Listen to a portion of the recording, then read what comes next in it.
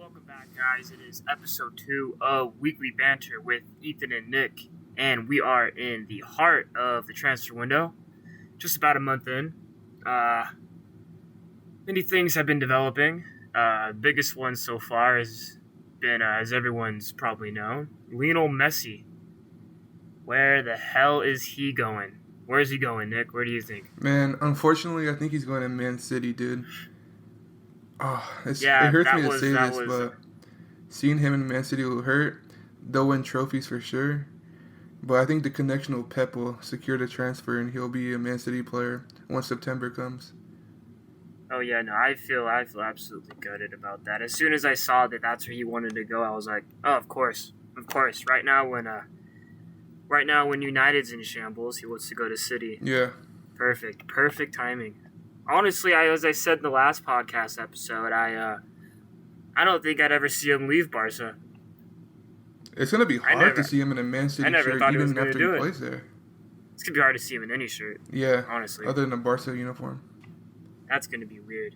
What do you think about the PSG links with him, though? Supposedly Neymar and Di Maria called him and talked to him about coming to Paris. Well, I mean, if I was them, I would be calling him too. Yeah. But being biased, I would love to see him in PSG. You know. I would too. I feel bad for PSG. He'd be great. You feel like he'd be great with Neymar. How would they line up in that front three though? You think? You know, would they fall back to a false nine and use Messi like that, or I don't that's see a good them question. doing. So my problem with Messi going to PSG is what happens to Icardi, because we can figure out everything else. They can go like 4-3-3 with a cam, Messi on the right, Mbappe in the middle, Neymar on the left, and Di Maria and then number 10.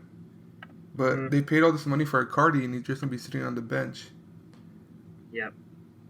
Yeah, that's pretty much the thing. What do you do having Icardi there? You know, but do you tell him he's got to take a backup role, kinda? Do you tell him he's not going to be playing as much as you probably have told him he was going to play? If Messi comes, you gotta tell him whatever you gotta tell him, because he's not better than Messi. Like, everyone needs to understand that. You can't really play anyone over Messi on this team unless, Mbappe, I think, is the only player I'd play over Messi. Yeah, but then you can't take out anyone for Icardi out of those front four. I mean, you can take out Di Maria theoretically, but then Icardi can't play the number 10, so Di Maria has that spot. Yep. If I'm Icardi, I want him to go to Man City because I want to play. You know. If he goes to PSG, he's not playing. What about the interesting link, Messi to Inter? You know, I've recently learned he's been linked there for a while. Yeah, ever since the Chinese owners took over. It'd be interesting. I don't know if it wouldn't really feel right. I don't feel like Inter's at that point where it would feel comfortable seeing them with a world class player, one of the best of all time. Yeah, I know what you mean. Yeah, right. Like, I don't think they're at that point anymore as they were in the past, which is why I don't think he'd want to go there. What about this though? Hear me out. What if Inter's like Barca? We'll give you Lautaro Martinez for Messi plus cash. How much cash? That's Lautaro plus 50. Because he's like valued at 100 million right now. Yeah. So if I'm getting Lautaro Martinez plus 50 mil for another striker to hopefully replace Suarez one day, if not this season. Yeah. Which I don't know if I've seen any news on if Suarez is leaving or anything, but supposedly honestly, the coach told Suarez that he doesn't really have a future under him anymore, and that Griezmann is going to take the number 9 for now. Yeah, then I mean, and that's what's nice having Griezmann is he can drop back and play that cam or just behind the striker type role, because he can ball handle more. He can ball handle fucking better than most strikers can. Yeah, and for France, he plays right behind Giroud. Yeah, I would. If I was Barca, I'd take that deal just because you're probably getting rid of Suarez soon. That's going to be some more income. Yeah, you got players around him. you just got Pjanic, which that was kind of a dumb deal for Arthur. Yeah, they're gonna regret that. Yeah, they're definitely gonna regret that in probably 2 years, if not this season. Yeah, I mean Pjanic will have an instant impact, but I feel like Arthur's impact on Juventus will be like longer. You know what I'm saying? And Juventus just got Weston McKennie, so they're getting deeper and deeper. Yeah, they have a deep midfield. After having a such terrible performance at the UCL this year, it's nice to see that they're adding to that midfield. Yeah. Just getting depth, because that's what you need. They're also under Pirlo. They're gonna explore like a more attacking style. He said he wants everyone to attack except the center backs. So that'll be really interesting to see. You know, I'm interested to watch Juve play next year if they do land another player or two. But I think they will surprise next year. I mean, they won the league this year, but I think they'll do it with better ease next year. Yeah, it was only 1 point this year. It's kind of surprising. So, back to the Premier League. What's your thoughts on the Ben Chilwell move to Chelsea? I feel like it's a really solid move for Chelsea, you know. They had Marcos Alonso in their left back. He's a really good attacking fullback, but on defense he was a liability for seasons now. And I think Frank Lampard wants to build like a more strong team from the back so they don't give up any easy goals, because right now they don't really have a goalkeeper who can bail them out. So they need to solidify the back line so they can cut out mistakes that they were making last season. Mm-hmm. Yeah, no, I think seeing how they finished level on points with Man U this season in the league, to finish below them, but finish same on points. I feel like getting this transfer in, I think this solidifies them into that third spot in front of Man U. In front of Man U. We're just speaking bias right here, you know, because it's Man U. But I feel like, you know, Man U's down to fourth now because of that move, and if they get in this Van de Beek kid, I feel like they're right back up in front of them, because let's be honest, they haven't had the best midfield play this season. Yeah. It's been hard to watch the midfield play from United.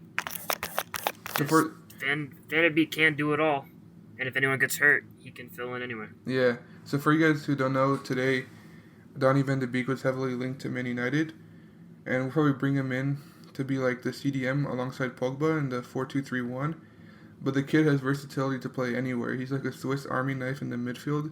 He can fill in for Bruno, fill in for Pogba, hold his own as a CDM. He can do everything, and I think that signing will elevate Man United. I wouldn't say it would automatically take them over Chelsea, because Chelsea also signed Warner, CH, and they're about to sign Havertz.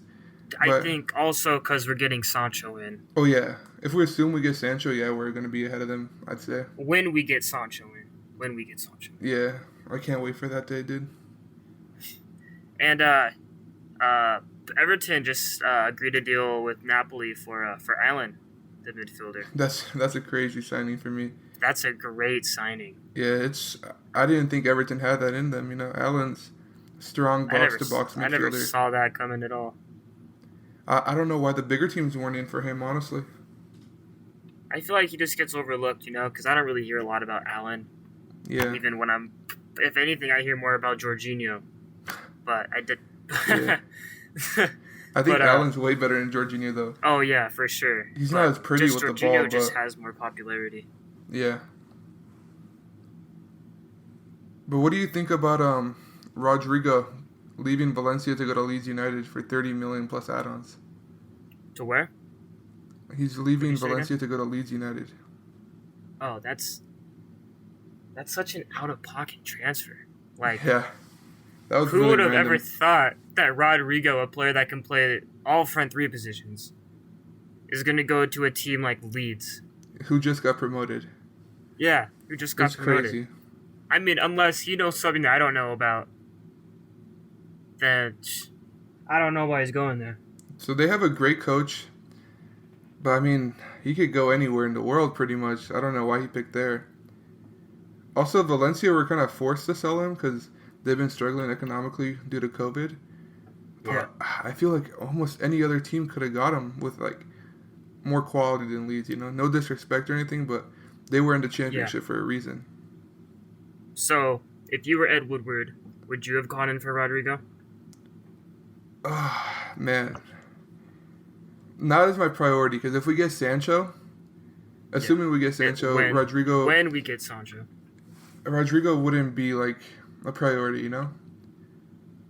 But if we can't get Yeah. Sancho, I would have loved to see that. What about you? Yeah, no, yeah, it's the same thing as I was saying last episode. It's like if we can't get Sancho, then yeah, I get Rodrigo. But like I think now we're seeing all these wingers going away.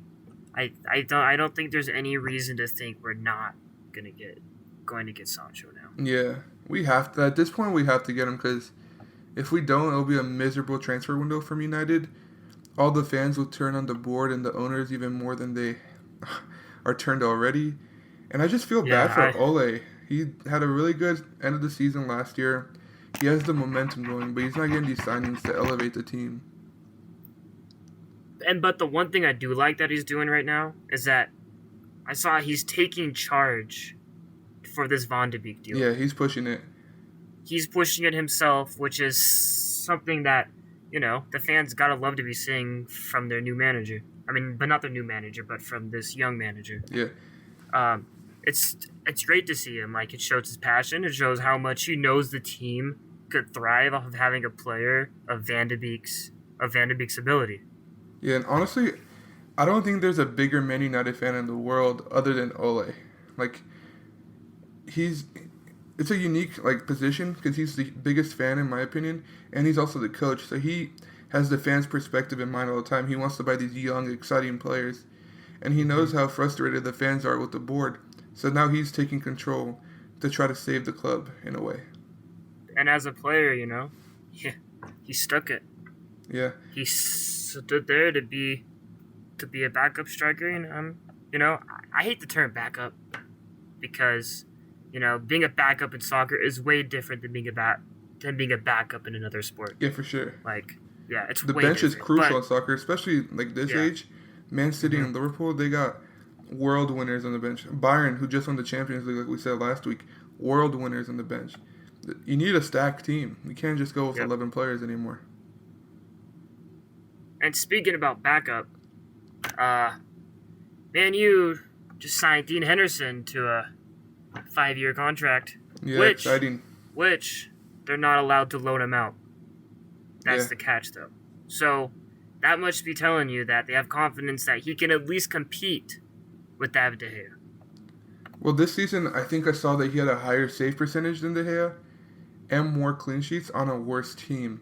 So obviously the talent's there. My one concern with him is, can he cope with the pressure of being United's number one goalkeeper?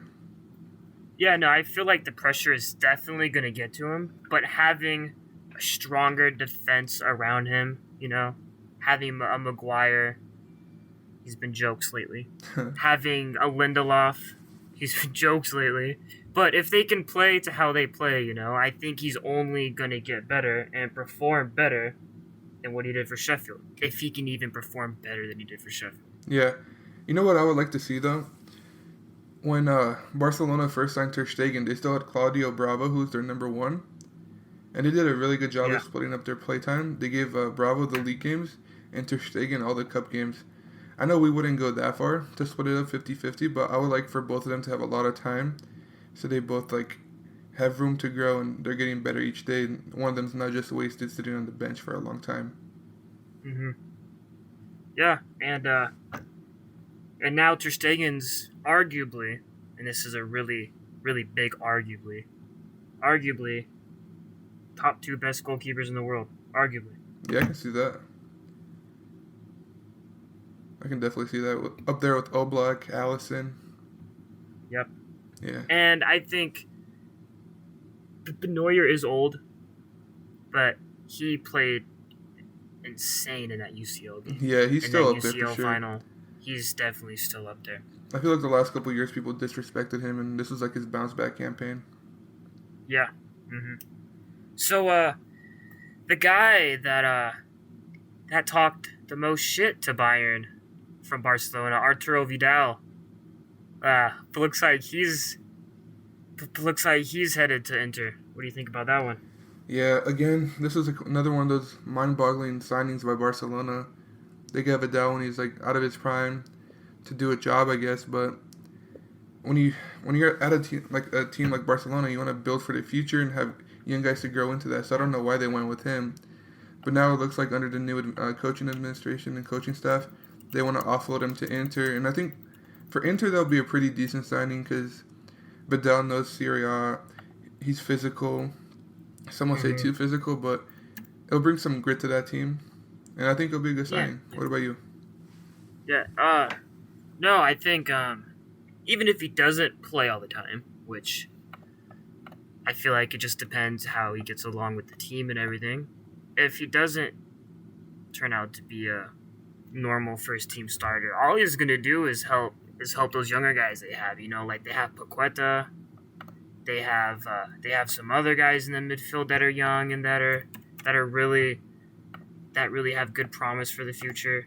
I think he's really just gonna be coming in there to kind of be a mentor for these players.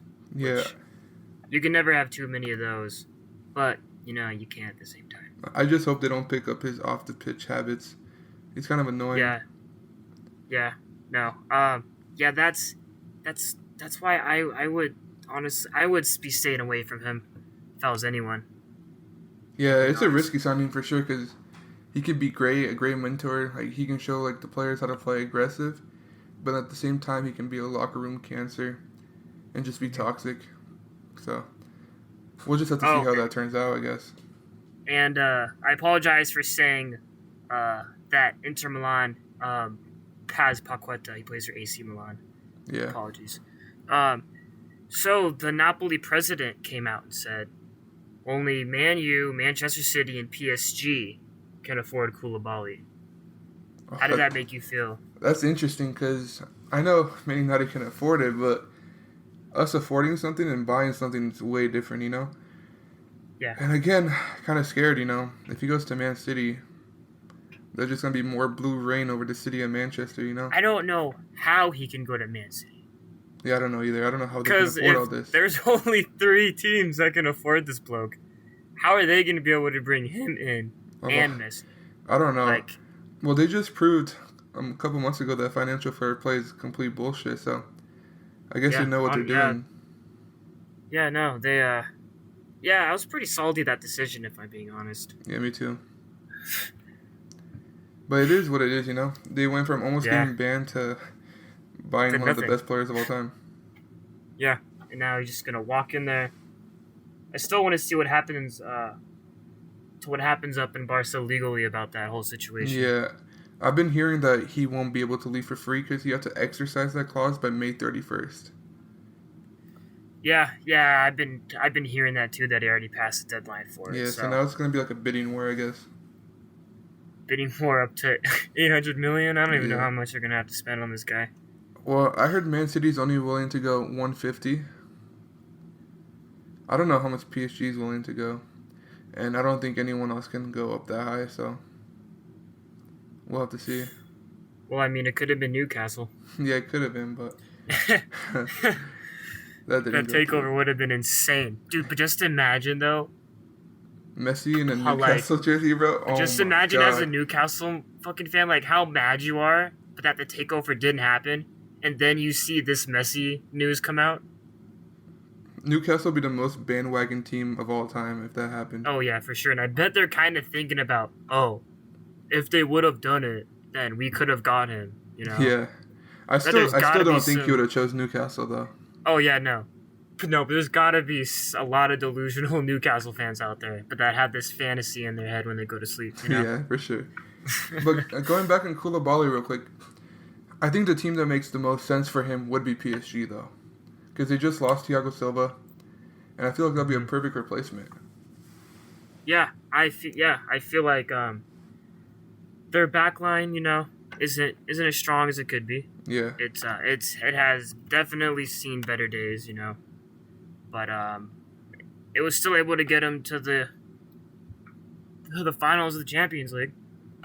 But which would be really interesting is if Messi does go to PSG. I don't think there's literally no way they're gonna get him and Koulibaly. No, I don't think so. I think And either Man City or PSG will get Messi, and then the other will get Koulibaly. yeah, exactly what's gonna happen. Which PSG is a fairly young team, but their average age is 25 years old. Yeah, they have a lot of young guns up there. Yeah, all they really have in the back that's good at the moment is Kimpembe. Yeah. Marquinhos, if they I could guess play you him can as say center Kehrer. back, but they haven't been, so I don't know. Yeah, no, I think he's done being a center back if he's going to be staying at PSG because he plays that holding midfield role really well. Yeah, he's amazing. He is a rock there. And also Kehrer, still don't know why he was playing right back. Yeah, I mean, if they don't get Koulibaly, he can go in the middle, and they can just buy fullbacks. But for a reason, I have a feeling they're set with him being their right back. Which is crazy. I would have never thought of him as a right back. I know he didn't look that good, but I mean, he has the pace and the physical frame. I guess he just needs to get better going forward. Yeah, I guess once again they must know something we don't know, which is why they're the coach. But real quick, talking about holding midfielders, what do you think about Sandro Tonali from Brescia, linked to Inter, AC Milan, and Juve? It's like an Italian civil war for this kid. On it to wherever he goes, he is going to do bits. I'm telling you. Yeah. This kid is a talent. He's good right now. I can't wait to see how good he's going to be in 3 years. But whatever team in Italy he goes to, he is going to be the future for whichever team he goes to. He's going to be the future. He is the future of soccer right now. Yeah. Okay, but that's a little dramatic. He's the future. He's the future of a holding midfielder. That is specific. Yeah, he's an artist with the ball. He can spray the ball left, right, down the middle, long, short. He can start counters really quick. I think, honestly, at first I thought Inter was going to get him. But now that Pirlo took over Juve, I think Juve is going to get him. I think Pirlo sees a lot of himself inside of Tonali. Yeah, I would love to see him at Inter. I feel like we're gonna see a little revolution at Inter. I feel like they're gonna in the next couple of years, but they're gonna get back up there to the top and hopefully get to a part where, but they would get to a point where it wouldn't look too abnormal to see a Messi playing for them. Yeah, Antonio Conte and the board have really revitalized that club. They're fun to watch. Yeah. They're good. They get results. They're strong in every aspect. Conte's done bits.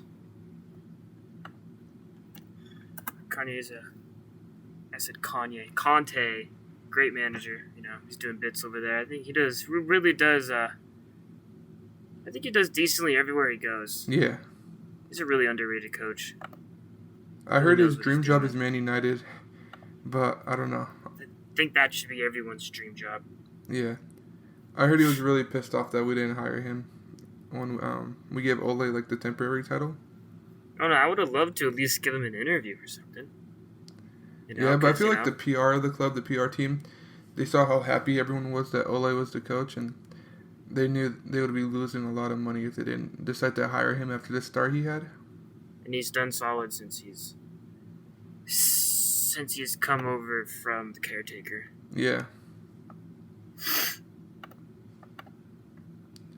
And so Zlatan, my favorite striker of all time, besides obviously Wayne Rooney, signing to play again at AC Milan. Do you think this is a smart move by them, or they just trying to treat the legend with some class? I think it's a really smart move because if you paid attention to the end of the Serie A season last season, as soon as Zlatan got fit and started playing, he was bagging goals, getting assists. He didn't play the full 90 minutes. He played about 60 minutes a game, but he was getting production. They were getting production out of his time for sure. And also, I feel like Zlatan is another one of those guys you love to have in the locker room. He's seen everything. He's been everywhere. He can show these young kids the natural joy of finishing and striking the ball perfectly, like he's done his whole career. And I feel like it's only positive. Oh yeah, if I'm a manager, I think Zlatan would be the player I'd want my strikers to be around. I'd want them to hang out with him. I'd want them to learn from him. To learn how to talk the talk, but also to walk the walk. Yeah. Mind the cringe, but yeah, he the most confidence literally I've seen in a player in my time. Yeah, Zlatan. Zlatan believes in himself 100%. And I feel like a lot of young players now, if they miss a sitter, their head drops. Like the person that comes in mind is Rashford. He misses an easy goal, Yeah. his head drops. Players need His to body- have that Zlatan confidence and always believe they're the best, because if you believe it, it'll eventually show. Yeah, I've been noticing that his body language has not been the best lately. I feel like maybe all this stuff's going to his head, with the fans not being as happy with the club and your manager not being as happy with the board. I think it all just has like a trickle down effect to everyone. Yeah. And yeah, I want to see him in a good mindset, because I really don't think he's in a good mindset right now. Yeah, I agree. I kind of miss Zlatan for that reason at Man United, because I feel like everyone was more confident in their ability back then. Yeah, it was nice having a player like that, because it just helped everyone else around you. Yeah, I agree. And 100%. I feel like this move for Sancho also could make him kind of nervous, because he's gonna have to perform to play. I feel like it could, but I feel like since they're like best mates, he'll like it. And I think Ole's told everyone that Sancho's going there for right wing, and then that Greenwood will compete for the striker position. So I think Ole's done a good job of keeping Rashford confident in that aspect. But if Rashford does slip up, I think Ole has the balls to drop him. So, would he essentially go in at the left wing when Rashford is dumb as garbage? I think if Rashford's out of form, Man United lineup, Sancho left wing, Martial striker, Greenwood right wing. Yeah, but I would love to see more Greenwood at striker though. Yeah. Would love to see. It's just Martial. Like if he continues playing like he has, he's undroppable. Yeah, and I don't think there's any reason in moving him to the left wing again, or ever playing him there again. I can't believe He's we're so happy with him at left wing for so long. Yeah. Now when I see him at left wing, he looks a little awkward. I never noticed that before. Yeah, it's just weird, because like he looks more natural at the 9 than out wide on the left. Yeah. Way more natural. Yeah. But let's talk about a great player also linked to Everton, James Rodriguez from Real Madrid. What are your thoughts on that?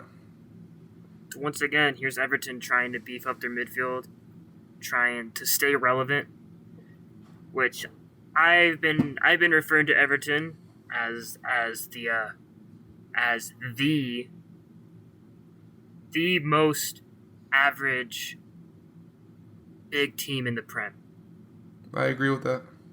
At least in the recent past, how like you could flip a coin and it's like, oh, they're finishing 10th or 8th this year. Which one is it going to be? Yeah. We'll find out. I feel like they have too much financial power and like clout to be anything outside of the top 6. Like they deserve to be in the top 6. They need to be in the top 6. There's no like other way around it. Like that's where they belong. Yeah, it's crazy. Since 2014, and in descending order from 2019, they've gone 12th, 8th, number 7, 11, and 11. So haven't had a finish but that's above a number 7 since 2013. Haven't finished above 61 points since 2016. Yeah, it's inexcusable for a team like that. They have a long history. Especially having a Lukaku. Yeah. Who scored 25 goals for them one year. And they still couldn't do anything. I mean, I guess they did lose him the very next year. Yeah. But I feel like now under Carlo Ancelotti, they'll build up. Like we already saw with Allen, now James, and also the players they have, and the way they played last year towards the end of the season was really impressive. I think Carlo Ancelotti has installed like a mindset to them where They're going to play some hard games. They're going to grind out games. They're not going to give anything easy away, and I feel like it'll benefit them. Yeah. I would love to see Everton get a little better. Don't really want to see them finish 12th. That doesn't feel right to me. Yeah, it doesn't. It doesn't feel right. I feel like they should be where Leicester is, you know? Yeah, I think they should be above a Leicester. It's also just weird seeing Leicester being above Everton. Yeah. Also, how do you pronounce his name? Doncoure is also linked to him from Watford to solidify the midfield even more. Once again, there's some more midfield. I think Everton knows what they need to work on. If they get all these midfielders, James, Doncoure alongside Allen, they're gonna have such a high intensity midfield with James as a 10 to create stuff. It'll be kind of scary, honestly. Yeah, no, but they're doing bits with their midfield right now. They know what they're doing, and they know what they need, and that's exactly what they're going in for. Yeah. Doing everything they need to. They still have Andre Gomes there, too, and Tom Davies. They're also finishing these transfers really fast and silently and just keeping it as real business, Man U never does. No drama. No drama. Which is also what's kind of started about this Van de Beek deal to Man U, you know? It's been quiet.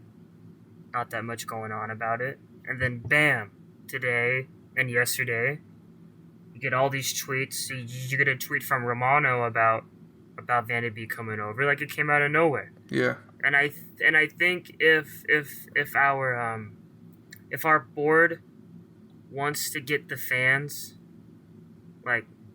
more happy, they want to get the fans in a better mood, I feel like you need to go all out for this deal right now and get this done this week. Get this done this week. I wouldn't say put this in a higher priority than the Sancho deal, but get this one done. So at least you get the fans happy and excited, and then use that momentum to bring in Sancho. I think that's what you got to do. You have to do that. I feel like if we confirm the signing in the next couple of days, it'll bring such positivity to the club, and like you said, with momentum. I think the positivity will lead to momentum to getting more signings, such as Sancho and maybe some people on defense. So I just hope it happens, you know. I would love to see Sancho here first, but with the price tag, it's going to take more time. And I feel like with this cut price for Donny van de Beek, if we get it first, it'll be an amazing start to the transfer window. Yeah, dude, but this price is amazing for him. We're buying him for probably between 30 to 40 mil. Yeah. And apparently we're in links to sell Fred for 40 mil. Yeah, I don't know if I really believe that, but if he does come in, there's no room for Fred.